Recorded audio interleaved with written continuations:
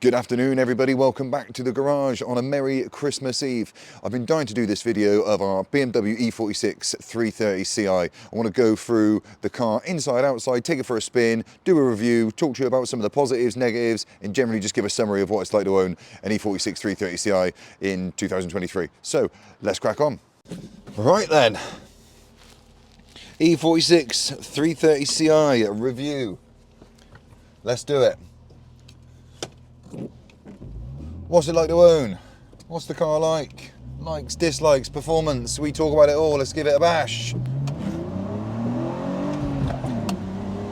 Whoop.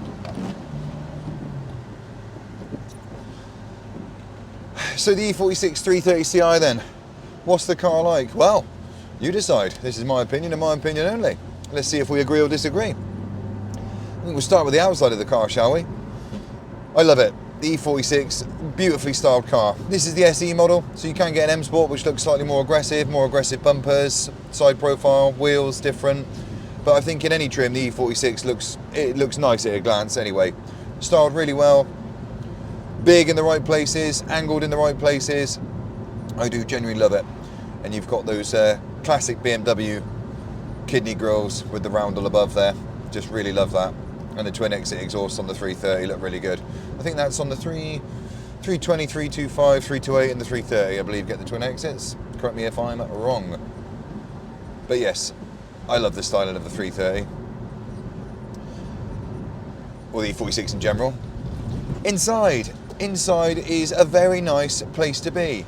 It's very refreshing to sit back in a car that's more analog than it isn't. Because I'm a big fan of that. I love buttons that I can press that are just obvious. Look at the fan buttons, it's very easy to decipher what they do. The radio, had it still been there, would be very easy to decipher what you need to press to get what you want out of it. The dials are lovely, I love the finish on the dials. It's a really nice font they use, I think, and the analog feature is really good. Everything's just so easy and accessible. Window switches, everything's just in the right place, and it does feel like good quality. The car, it's built really well, and for that reason it is genuinely one of my favourite 3 Series. I think they've got the balance perfect between function and quality. I think the E36 was functional but not built as well, and I think the E92 just starts to creep into with that iDrive and stuff, which is now sort of, that's the problem with digital, it looks very dated very quickly, and that iDrive system just looks very dated and ugly now, I think. So it might just be me, but the E46 is my favourite. They're comfy, they're quiet, they're smooth, you can feel it's a BMW. Everything that you touch and press and feel, you just know it's built well. It's very German. So I guess to drive then, well, we're driving it now, so let's talk about it. It feels very BMW. You can feel straight away that you're in a car that's built well and it's built to do miles. This car genuinely feels like it would do miles and miles and miles with ease. Even with the 6-speed manual, for commuting or doing lots of miles, the auto might be a preference, but given the choice for me, it's the manual every single time. I'd much rather sacrifice having to put the clutch pedal down and change gears every now and then than experience the loss of engagement I think you get when you opt for an automatic gearbox of this era. Let's not forget, it's 20 years old nearly, this car, and they were brought out in 1998, the E46, so that's when they started releasing these cars after a thought from what I would imagine was probably the mid to late 90s. But either transmission's fine, but even with the manual it's easy to do miles. I mean, 6th gear, you can be in 6th gear I was in 6th gear at 40 miles an hour then, and I didn't change out of it, and now I'm doing 60 in the National. They're very set on the road, these cars, very planted. The weather's terrible outside, it's whacking down, there's standing water. I'm on decent tyres, Michelin Pilot Sport 4s. I'd recommend anyway you just put decent tyres on. But that being the case, I feel very, very safe in this car. The car still feels planted, still feels direct when I steer it. It doesn't feel like it's going to come off the road. I'd quite happily, even in this weather, if I had to do 150 miles, it wouldn't worry me in the absolute slightest. I'd have full confidence the car would do it, and you'd still feel fresh as a daisy. once you get out the other side.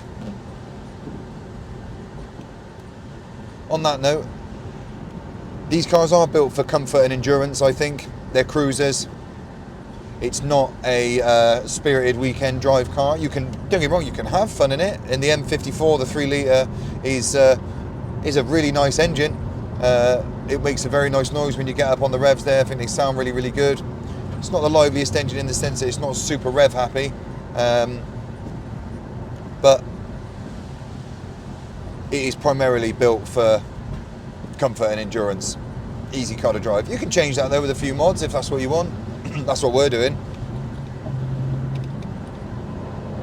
A soundtrack from the B30. Ah, that 6-cylinder there's absolutely no substitute for it.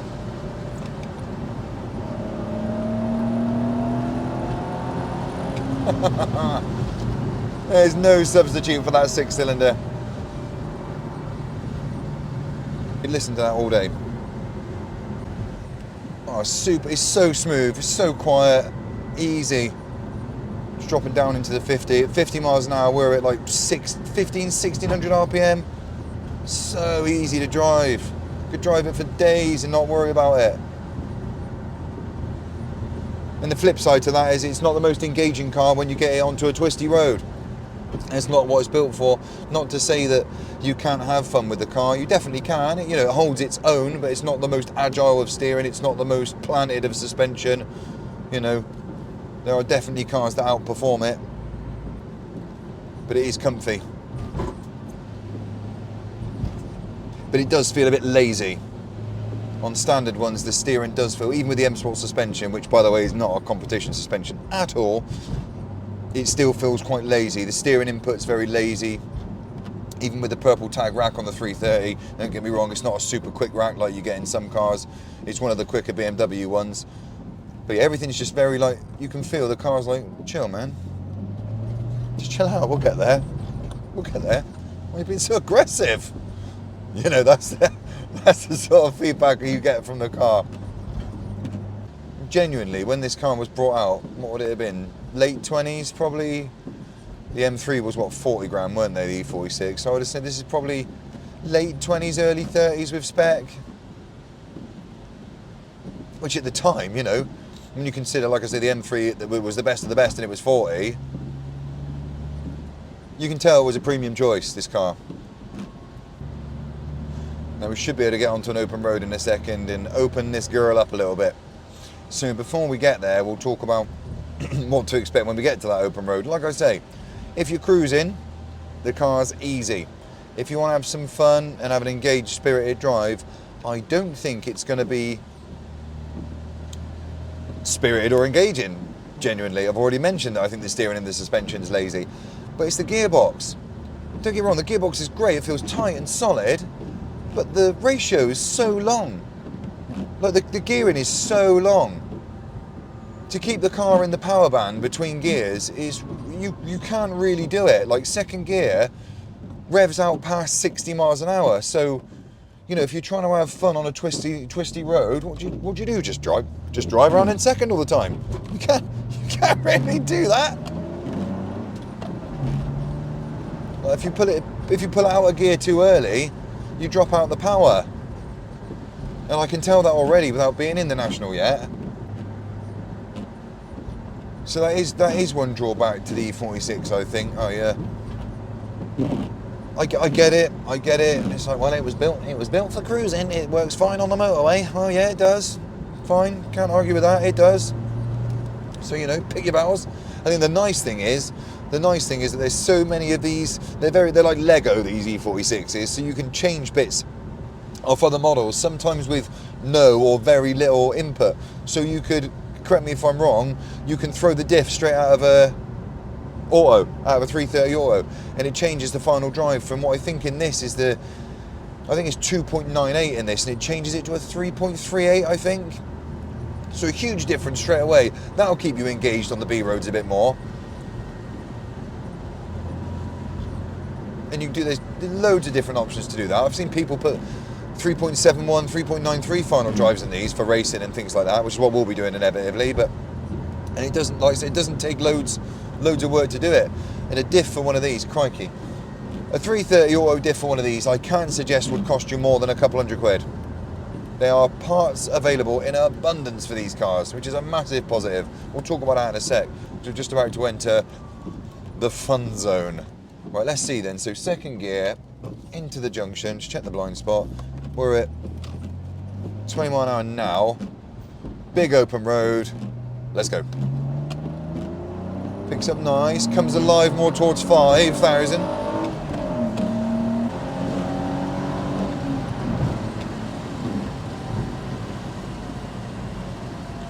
Just revs out a bit. Okay, so performance is absolutely fine. So we'll stick it into a corner. Okay, let's have a look. And you just gotta wait a bit then. There we go. And then I drop a gear and it drops out. You can hear it dropping out.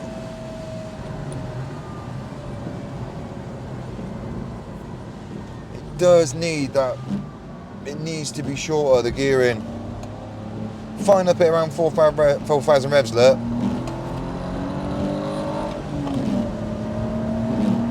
Yeah. It sounds great. I love the 6-cylinder. It sounds absolutely wonderful. Brakes are great on the 330. It comes with bigger brakes anyway. And the 330, even in SE trim like this, comes with M Sport suspension. It's important to remember.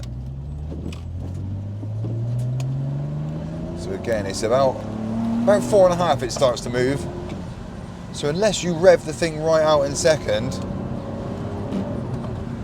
you're not getting back in that power when you pull into third, and you're not, which does make it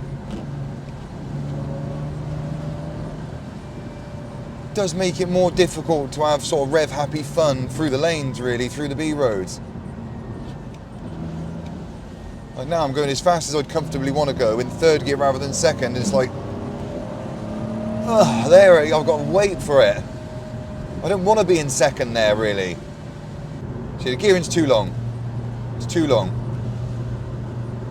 And if it's going to have fun, if the car's going to be that, if there's going to be that gap in the revs before you get back in the power band, then it needs to be faster revving. It needs to rev faster to get back in there.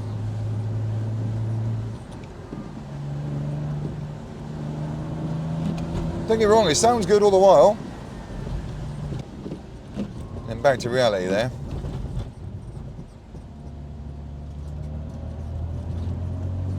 That's where she's at home, cruising.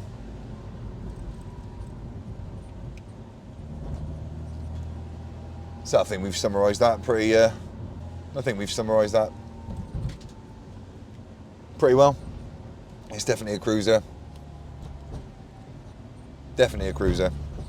Not rev happy enough to be a sort of B-road thrasher for me. And it needs tightening up. They do need tightening up if you want to make it that. But you know, it's like pick your battles, isn't it? Pick your battles, Craig. Well, that's why we're spending a load of money to make it one.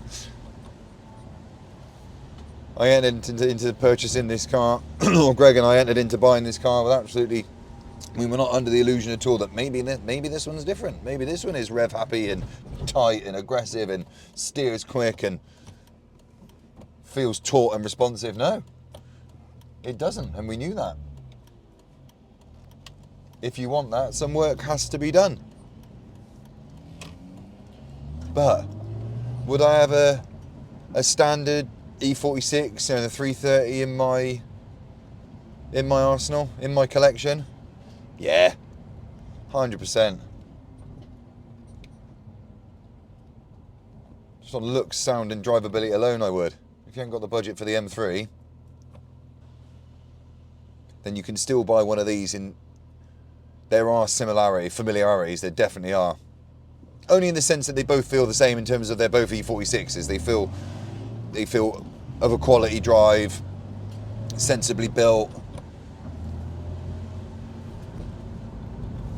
Same sort of seating position, both comfy cars. But that's really about as far as the comparison goes. You can't even say they look similar, really. Yeah, I can't bring myself to say that. Is it a replacement for an M3 for less money? No. No, it's not. It's just different. I defy anybody to go from an M3 to a 330 and say, yeah, it replaces it for less money just fine. I'm happy. I'm happy that I switched and saved the money. No, never heard anyone say it, and I never will. I guarantee it.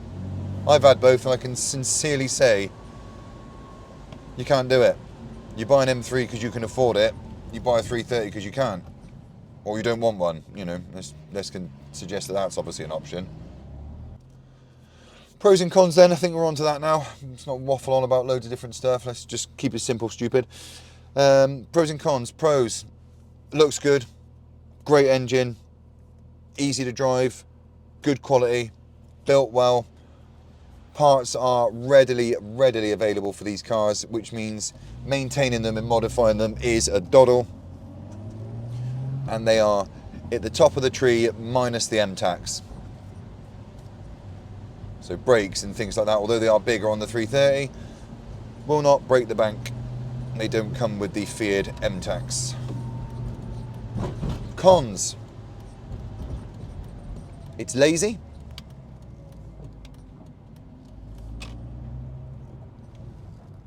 It's lazy. In terms of drivability, it's lazy. I haven't got any cons about the looks because I love how it looks. It's just lazy. But that translates into a very chilled and easy drive. So I don't mean to make a negative a positive, but I think that's a, you know, listen, pick your lane. Where do you want to be? Yeah, it's just a bit lazy. They come with old car syndrome, which is underbody rust, leaks, and things like that. Although the E46s in particular are prone to a few things. They rust terribly around the wheel arches, all four of them, and underneath the side sills, terribly. They have a crap cooling system. It's not made very well, so expect to at some point soon, if you haven't already, or if it hasn't already been replaced, you'll have to be overhauling the cooling system. Expansion tank, radiator, hoses, water pump, thermostat. You'll have to do it. There's no getting away from that. They like to leak oil. Nothing drastic, but they like to leak oil. The rockers leak, the oil filter housing leaks, and the sumps leak. Easy fix. Not a big problem really. Diesel valves are made of nylon plastic parts, so they fail. You can get metal internal ones for like 100 quid, it's not a problem. And the Vanos line is susceptible to leaking and just fails. Just crappy plasticky, I think. We got a hell braided one on. Easy fix. Easy. And so chassis. The big one is with all E46s, particularly the ones with the more power, the subframes crack. They crack on absolutely all of them. There isn't one out there that hasn't cracked or isn't gonna crack. So if yours hasn't cracked yet, don't think you've got, you know, you're in a situation where you've just got a good one and you've got away with it. It's gonna happen. It's gonna happen already. So if one that you're buying or have got hasn't got a subframe reinforcement kit fitted, that's something you're gonna have to do. If you're buying one that's got a subframe reinforcement kit fitted, then good news. It's not an expensive kit to buy. We got ours off Race Door Cards for about £100. It's just labour intensive, and you've got to be a competent, proficient welder if you're going to fit it yourself. If not, you can get it fitted. It's an investment that you'll have to make either way, so bear that in mind. You'll have to do it, and the rear end's got to come down for you to do it. Otherwise, I think that's it, really. So they have some things that are E46 specific, but every car has things that are specific with them at a certain age, you know. So you've just got to weigh up whether or not you can hack it, really, to be quite frank. And if you can hack it, then I sincerely profess that you'll enjoy yourself owning a 330 E46. It's a really good car, really durable car, really easy and pleasant to drive, with a market that's so wide to modify and personalise, you're spoilt for choice. Easy to get what you want out of one. You can buy a nice one and keep it nice and original. Easy. There's parts all over the place, even from BMW, of course, to keep it original. If you want a drift one, there's parts absolutely everywhere for them. If you want a track or race one, there's parts absolutely everywhere for them. And like I said, they're like Lego, these things. You can swap bits off other ones and this, that and the other. So you can make a right Frankenstein of one and get it to fit, or you can keep it original. Now the market for these is probably a good idea to talk about that. The market for these, I think, is actually, I think it's just paused at the minute with the cost of living and everything like that. Probably just paused at the minute, but it was on a little bit of an up, definitely. You would have to spend to get an E46 330ci M Sport manual in good condition, what I'd class as a nice original keeper, in nice condition with sensible miles. You're going to be spending £6,000 plus. Genuinely. More for a low mileage one. The mileage will dictate the rest then, but I think even if you're looking at one with 100, 120,000 miles on, if it's clean in the body with good history and it's manual with this engine, expect to spend £6,000. Because £3,000 buys you one you're going to need to put work in. And you know, they are getting harder to find in good original form because people are tearing them down, like we are, tearing them down for track or race cars or drift cars. So getting a nice original one with good heritage and a strong chassis and body, you're going to have to pay for it. But I don't see them, they're up rather than down, aren't they? They're not going to depreciate anymore. Is the E46 330ci a good car? Yes. Yes, it is. Do I enjoy ours? Yes, I do. Absolutely. If I was to go back in time and put the money back in our pockets, would we buy anything else instead? Nope. No, I wouldn't. What would you compare it to? A Mercedes of this ilk, what would you get? No, incomparable. Incomparable. An Audi of this ilk, what would you get? I'd make this choice over and over and over again. Absolutely love the car. Hints and tips for those looking to buy one or that have got one already. Those that are looking to buy, do your research. Make sure the E46 is the right car for you based on this video or further research. Check the MOT history. Check for chassis work. Check for oil leaks. If you've got one already, constantly keep an eye out on oil leaks. Keep an eye on your coolant system. But just above all, enjoy. Enjoy. Mods I would recommend for these cars, well, that depends. So, two scenarios, I guess, to tighten it up and things like that and make it a more spirited car for the B-road scenario. I'd be looking at polybushing it, coilovers, and short shifter, which this one's got, and a shorter final drive diff. That's what I'd be doing.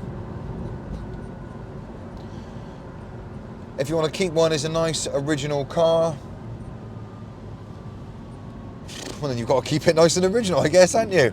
Depends how far down that path you want to go. If you just want to tighten it up so it's just a OEM plus spec car, I'd be looking at better coilovers and doing a few of the bushes. That's what I'd be doing. Diff bushes in particular, axle carrier diff bushes. Yeah. And from then on, I guess it's your choice to do what you want with it. We're going to be tracking this / racing it, so we're going full hog with this thing. But yeah, it's up to you and what you want to do with it. But yeah,